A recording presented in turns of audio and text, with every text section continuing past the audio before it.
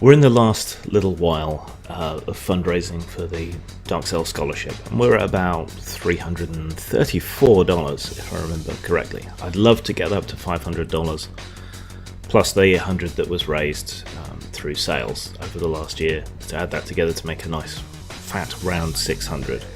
But we typically stop raising funds at the end of January, and then we spend February looking over whatever's been submitted and driving for more submissions. But I'll leave the fundraiser open until the end of February. As a quick reminder, the Dark Cell Scholarship is a scholarship for young or disadvantaged fantasy, science fiction, horror, basically genre artists. You know, it's tough getting through college these days. It's expensive. You end up in a lot of debt. Art is a very uncertain thing to try and get a career in. It can be hard to get commissions and stuff to get by. All these kind of things, especially if you're into genre art or illustration. Then there's often a bit of a lack of understanding in colleges and universities about your passion and what you love.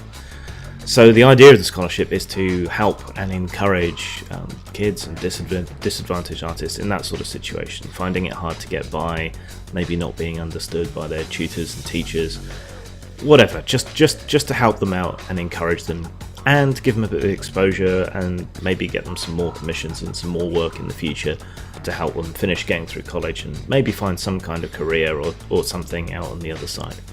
So please, it's a worthy cause, I think. It's in the memory of a friend of mine, and I would love it if you just $5, you know, or first thing next month when you get paid, just sling in $5 or something. Yeah, every little bit helps, and that'll be great. It'll make a big difference to some young artist or some disadvantaged artist's life. So please do it.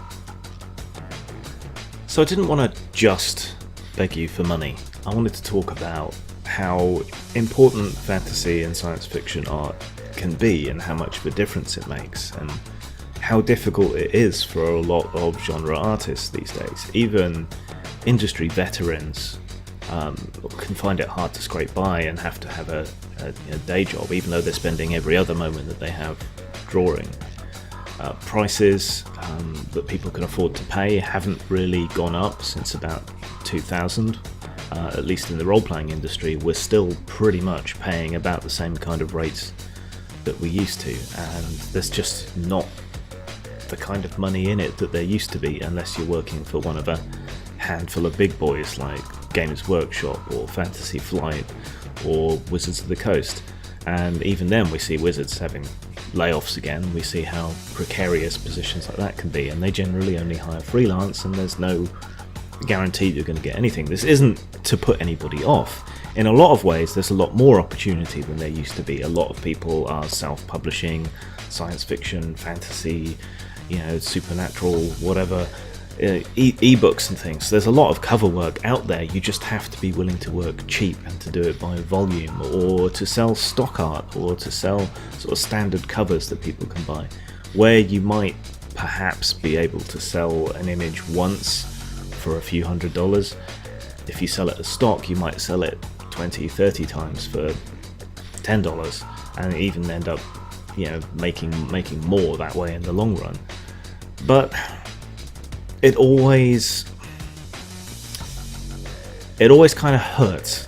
I always end up wanting to pay more for art than I can afford, because, well, I write and I get underpaid for writing, and that grates, and I would rather be fair. You can do things to make things up to artists, like paying on time or in advance, or giving them more free reign, or letting them retain rights to the image to sell for prints and so on. You can sweeten the deal in all these kind of ways, but it doesn't really make up for the lack of green that you would otherwise end up giving them.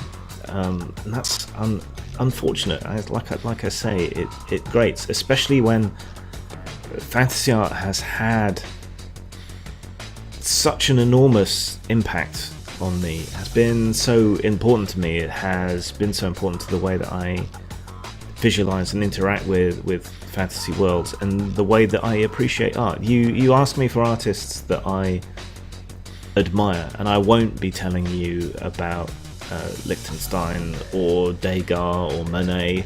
I'll be telling you about Jim Burns or Tim White or Michael Whelan or Roger Dean, people like that. These are the people who are important to me. I used to spend well, it would be hyperbole, but almost as much time staring at the cover of a book as I would reading the interior. And for me, I think what really got me hooked into and interested in fantasy art was the work of Tim White.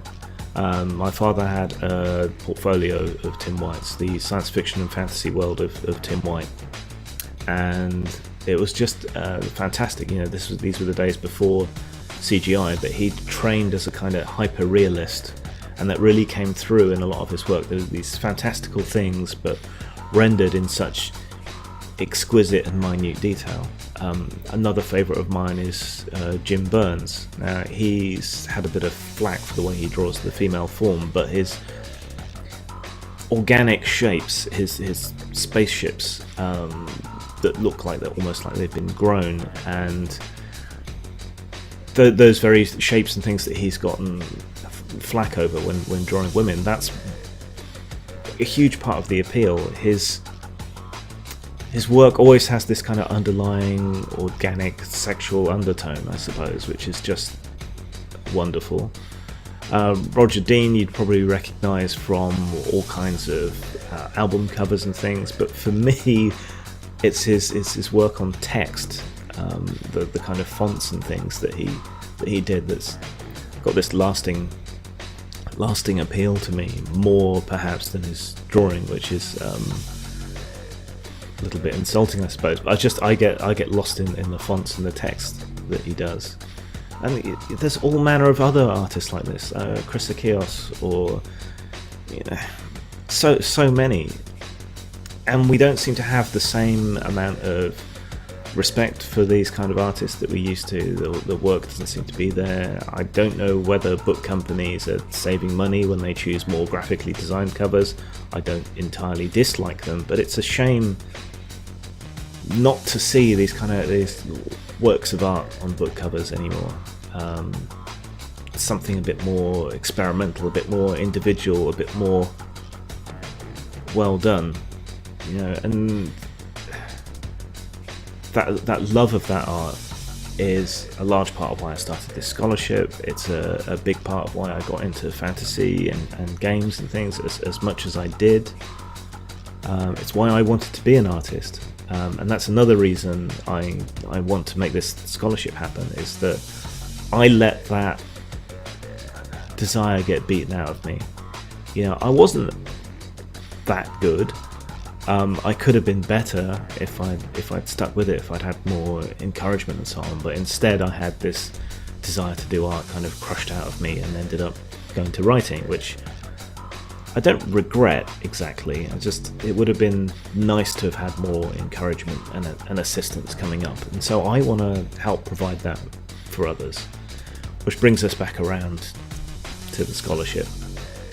So if you've got any spare money, even $1, you can donate it at Generosity. If you look for the Dark Zone Scholarship on there are links at postmortemstudios.wordpress.com. The Generosity site does not accept PayPal, which is a drawback, and I don't think we'll be using the Generosity site next year. I think we'll go back to using the standard Indiegogo platform so that we can accept PayPal. But if you want to donate on PayPal, you can send it directly to me at grim@postmort.demon.co.uk. But please clearly mark that it's for the scholarship, because I get donations and so on otherwise to that address, so I need to know it's for the scholarship. Artists deserve better, more money, but if we can't do that, the least we can do is encourage new young artists and raise more when we do Kickstarters to help remunerate artists as best we can. I hope you agree. Zang.